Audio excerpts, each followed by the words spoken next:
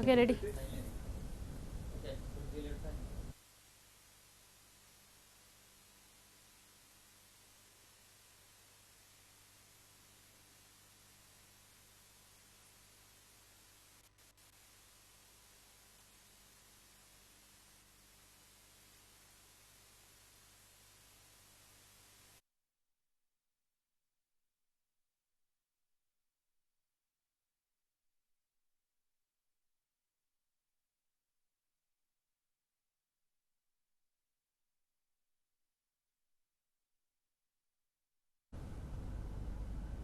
తమిళ రాజకీయాలు హాట్ గా మారుతున్న ఏఐడిఎంకే కార్యాలయంలో ఎమ్మెల్యేలతో శశికళ భేటీ అయ్యారు. భేటీ ముగిసిన తర్వాత ఇప్పుడే ఏఐడిఎంకే ఆఫీస్ నుండి బయటికి వచ్చి ఆడ పోయస్ గార్డెన్ కి పయనమయ్యారు. ఆ దృశ్యాల్ని మనం చూస్తున్నాం.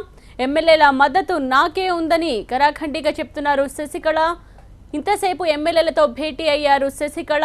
ఇప్పుడే ఏఐడిఎంకే ఆఫీస్ నుండి ఆవిడ పోయస్ గార్డెన్ కు బయలుదేరారు. మనం ఆ దృశ్యాల్ని చూడొచ్చు. ఎమ్మెల్యేల మద్దతు మొత్తం నాకే ఉందని శశికళ మరోసారి స్పష్టం చేశారు. మొత్తం 130 మంది ఎమ్మెల్యేలు ఈ భేటీకి హాజరయ్యారు. చాలాసేపు ఎమ్మెల్యేలతో శశికళ మంతనాలు జరిపారు. మొత్తం 130 మంది ఎమ్మెల్యేల మద్దతు నాకే ఉందని శశికళ స్పష్టం చేశారు. ఇక పన్నీరు సెల్వం మాట మార్చారు అంటూ పన్నీరు సెల్వం చేసిన వ్యాఖ్యలపై శశికళ స్పందించారు. చాలాసేపు ఎమ్మెల్యేలతో శశికళ తన వ్యూహం గురించి చర్చించారు, మంతనాలు జరిపారు. ఇక మీడియాతో ఆవిడ మాట్లాడకుండానే వెనుతిరిగారు. ఎమ్మెల్యేల మద్దతు నాకే ఉంది అని కరాఖండిగా స్పష్టం చేశారు శశికళ. ఏఐడిఎంకే ఆఫీస్లో ఎమ్మెల్యేలతో భేటీ అనంతరం ఆవిడ ఆఫీస్ నుండి బయటికి వచ్చి పోయస్ గార్డెన్కు పయనమయ్యారు. పార్టీను చీల్చలేరు అని శశికళ స్పష్టం చేశారు. ఎమ్మెల్యేలతో శశికళ భేటీ ముగిసింది. ఈ భేటీలో ఎన్నో విషయాల మీద చర్చించినట్టుగా తెలుస్తోంది. తదుపరి వ్యూహం ఎలా ఉండబోతోంది అన్నది వేచి చూడాలి. అయితే పన్నీరు సెల్వం చేసిన వ్యాఖ్యలపై కూడా శశికళ స్పందించారు. పన్నీరు సెల్వం మాట మార్చారు అంటూ ఆయనపై మండిపడ్డారు. ఎమ్మెల్యేల మద్దతు మొత్తం నాకే ఉంది అంటూ శశికళ స్పష్టం చేశారు. ఏఐడిఎంకే కార్యాలయం దగ్గర నుంచి మనం లైవ్ ద్వారా విజువల్స్ని చూస్తున్నాం.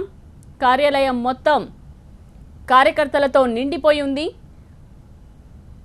శశికళ బయటికి వచ్చి ఏం చెప్తారా అన్న దాని మీద అందరూ ఆసక్తిగా ఎదురు చూశారు. అయితే ఎమ్మెల్యేలతో మంతనాలు జరిపిన శశికళ వెంటనే పోయస్ గార్డెన్కు పయనమయ్యారు. చాలాసేపు ఎమ్మెల్యేలతో భేటీ అయ్యారు శశికళ. పన్నీరు సెల్వం మీడియాతో మాట్లాడిన తరువాత ఏఐడిఎంకే ఆఫీస్కు చేరుకున్నారు శశికళ. ఇక పన్నీరు సెల్వం వ్యూహం తెలుసుకున్న తరువాత ఆవిడ ముందుకు వెళ్లారు. మనం చూడొచ్చు. ఏఐడిఎంకే ఆఫీస్ నుండి అక్కడికి చేరుకున్న తరువాత కార్యకర్తలకు అభివాదం చేస్తూ ఆవిడ మీటింగ్కు హాజరయ్యారు. మీటింగ్లో చాలా అంశాలను చర్చించినట్టుగా తెలుస్తోంది.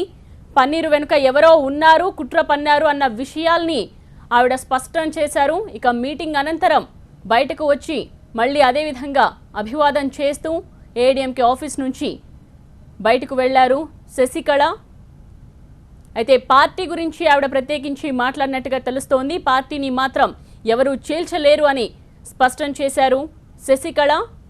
మొత్తం 130 మంది ఎమ్మెల్యేలతో ఆవిడ సమావేశమయ్యారు. చాలాసేపు మంతనాలు జరిపారు శశికళ. ఇప్పుడే ఏఐడిఎంకే ఆఫీస్ నుండి ఆవిడ మీటింగ్ తరువాత బయటకు వచ్చి పోయస్ గార్డెన్కు పయనమయ్యారు. మా ప్రతినిధి మురళి అక్కడ సిద్ధంగా ఉన్నారు అప్డేట్స్ అందించడానికి. మురళి,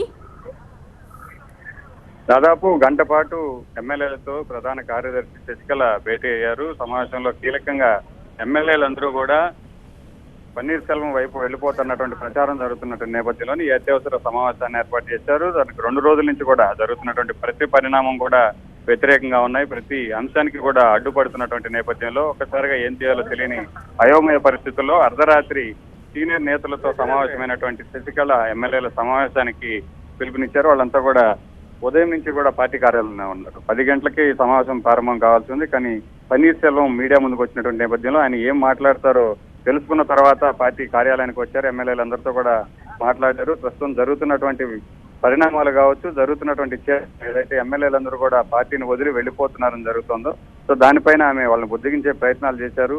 ఎవరు కూడా ఆందోళన చెందాల్సిన అవసరం లేదు, ఎవరు మన పార్టీని ఏం చెప్పారు, అందరూ ఐక్యంగా ఉన్నాం, కావాలని వారు వదంతులు సృష్టించి మీలో ఒక అభద్రతా భావాన్ని పెంచే ప్రయత్నం చేస్తున్నారు, వీటిని నమ్మాల్సిన అవసరం లేదు. ఇక పార్టీ ప్రధాన కార్యదర్శిగా ఆమె ఎన్నిక చెల్లదంటూ ఎన్నికల కమిషన్ కూడా ప్రశ్నించినటువంటి నేపథ్యంలో దీనిపై కూడా ఎమ్మెల్యేల సమావేశం తర్వాత దాదాపు 20 నిమిషాల పాటు పార్టీ సీనియర్ నేతలతో కార్యవర్గంతో భేటీ అయ్యారు. దీనిపై ఎలా ముందుకు వెళ్ళాలి, ఒకవేళ దీని కనుక అవరోధాలు ఎదురై చిక్కులు ఎదురైతే కనుక దాన్ని ఏ విధంగా ముందుకు వెళ్లాలనే దానిపైన కూడా చాలా కీలకంగా చర్చ జరిగింది. పన్నీర్ సెల్వం రాత్రి మీడియా ముందుకు వచ్చి శశికళపై విమర్శలు చేయడం, తన వ్యూహాలేంటో బయట పెట్టిన తర్వాత పార్టీని చీల్చే కుట్ర జరుగుతుందని తెలిసిన తర్వాత ఆయనపై పార్టీ సీనియర్లతో చర్చించిన తర్వాత రాత్రికి రాత్రే వేటు వేస్తున్నట్టు నిర్ణయం తీసుకుంది. దీనిపై మీడియాకు కూడా ప్రకటన విడుదల చేశారు. సో ఈ నేపథ్యంలోనే పన్నీర్ సెల్వం కూడా ప్రశ్నించారు. తాత్కాలికంగా ఉన్నటువంటి ప్రధాన కార్యదర్శి నన్ను కావచ్చు ఎవరినైనా సరే పార్టీ నుంచి బహిష్కరించేటువంటి అధికారం లేదు. సో దీన్ని కూడా ప్రశ్నించినటువంటి నేపథ్యంలో మరోవైపు ఈసీ కూడా ప్రశ్నించినటువంటి పరిస్థితుల్లో శశికళ ఏం చేయాలో తెలియని ఒక అయోమయ పరిస్థితులు అయితే ఉన్నారు. సో గత 4 రోజులుగా జరుగుతున్నటువంటి ప్రతి పరిణామం 10 అడుగులు ముందుకు పడితే 2 రోజులుగా కూడా 100 అడుగులు వెనక్కి వెళ్ళిపోతున్నట్టుగా శశికళ పరిస్థితి తయారైంది. దీంతో ఒక తెలియని అయోమయం ఇటు ఎమ్మెల్యేలు అందరూ కూడా సమావేశానికి వచ్చినప్పటికీ బయట ఉన్నటువంటి క్యాడర్ లో ఒక ఆందోళనకర పరిస్థితులు అయితే పార్టీ కార్యాలయం వద్ద కనబడుతున్నాయి. Thank you Murali. భేటీలో ఎమ్మెల్యేలకు ఒక భరోసాని కల్పించినట్టుగా తెలుస్తోంది. శశికళ అభద్రతా భావం అక్కర్లేదు అని ఎమ్మెల్యేలను బుజ్జగించే ప్రయత్నం చేశారు శశికళ. అయితే ఎమ్మెల్యేల మద్దతు మొత్తం తనకే ఉందని ఆవిడ స్పష్టం చేశారు. పన్నీరు సెల్వం మీడియాతో మాట్లాడిన తరువాత ఎమ్మెల్యేలతో భేటీ అయ్యారు శశికళ. ఎమ్మెల్యేలకు ఒక భరోసానిచ్చారు. ఎవరూ ఏమి భయపడాల్సిన అవసరం లేదు అని వారికి ధైర్యం చెప్పినట్టుగా తెలుస్తోంది. మరోవైపు పన్నీరు సెల్వం వ్యూహం తెలుసుకున్న తరువాతే శశికళ ఎమ్మెల్యేలతో భేటీ అయ్యారు.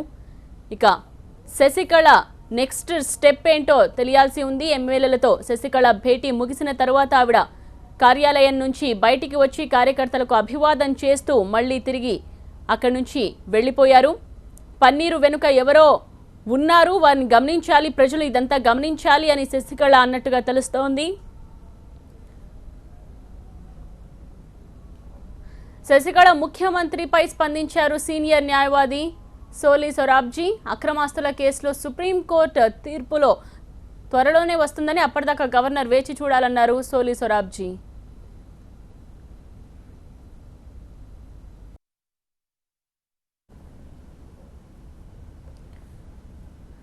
శశికళ సీఎం కుర్చీ అధిగమించిన తరువాత అనేక సవాళ్లు ఎదురవుతాయి అని అనుకున్నారు అందరూ. కానీ సీఎం కుర్చీ ఎక్కక ముందే ఆవిడకు సవాళ్ల మీద సవాళ్లు ఎదురవుతూ ఉన్నాయి. ఈ సవాళ్లను ఆవిడ ఎలా ఎదుర్కొంటారు అన్నది వేచి చూడాలి. ఓవైపు ఈసీ ఝలకిచ్చింది, మరోవైపు సుప్రీం తీర్పు నేపథ్యంలో ఎటువంటి పరిణామాలు చోటు చేసుకోబోతున్నాయి అన్నది వేచి చూడాల్సిన అవసరం ఉంది. మరోవైపు పన్నీరు సెల్వంకి జయ మేనకోడలు దీప కూడా మద్దతు ప్రకటించారు. ఇక నెక్స్ట్ వ్యూహం ఏమిటి పన్నీరు సెల్వంది అన్నది కూడా ఆసక్తికరంగా మారింది. మొత్తానికి ఏఐడిఎంకే ఆఫీస్లో ఎమ్మెల్యేలతో భేటీ అయిన తరువాత శశికళ అక్కడి నుంచి మళ్ళీ అభివాదం చేస్తూ తిరిగి వెళ్లారు. అయితే ఎమ్మెల్యేలకు ఒక భరోసాని ఇచ్చినట్టుగా తెలుస్తోంది. ఎవరూ భయపడాల్సిన అవసరం లేదు అని ఆవిడ ఒక ధైర్యాన్ని ఇచ్చినట్టుగా తెలుస్తోంది. పన్నీరు సెల్వం మాట మార్చారు అంటూ పన్నీరు సెల్వం చేసిన వ్యాఖ్యలకు సంబంధించి ఆవిడ స్పందించారు. అదే విధంగా పార్టీపై కూడా ఆవిడ స్పందించారు. పార్టీలో ఎటువంటి చీలిక ఉండదు అని మరోసారి ఆవిడ స్పష్టం చేశారు. ఇక ఎమ్మెల్యేల మద్దతు మొత్తం తనకే ఉందని శశికళ అన్నారు. శశికళ సీఎం కుర్చీకైతే చేరువయ్యారు, కానీ సీఎం కుర్చీని ఆవిడ అధిగమిస్తారా లేదా అన్నది ఇప్పుడు పెద్ద ప్రశ్నగా మిగిలిపోయింది. పార్టీని ఎవరు చీల్చలేరు, విపక్షాలు సీఎం పదవిపై కన్నేశాయి కాబట్టి ఈ పరిణామాలు చోటు చేసుకుంటున్నాయని శశికళ స్పష్టం చేశారు. మరోవైపు శశికళకు వరుసగా ఎదురు దెబ్బలు తగులుతున్నాయి. పన్నీరు సెల్వం తిరుగుబాటుతో కంగుతిన్న శశికళకు కేంద్ర ఎన్నికల సంఘం మరో షాక్ ఇచ్చింది. తాత్కాలికంగా అన్నాడీఎంకే పదవిని శశికళ ఎలా చేపడతారని ప్రశ్నించింది. తాత్కాలిక జనరల్ సెక్రటరీ పదవి అన్నాడీఎంకే రాజ్యాంగంలో లేదని స్పష్టం చేసింది. శశికళకు తాత్కాలికంగా పార్టీ ప్రధాన కార్యదర్శి పదవిని కట్టబెడుతూ పార్టీ చేసిన తీర్మానం కాపీని పంపించాలని అన్నాడీఎంకే పార్టీ వర్గాలకు ఈసీ నుంచి నోటీసులు అందాయి.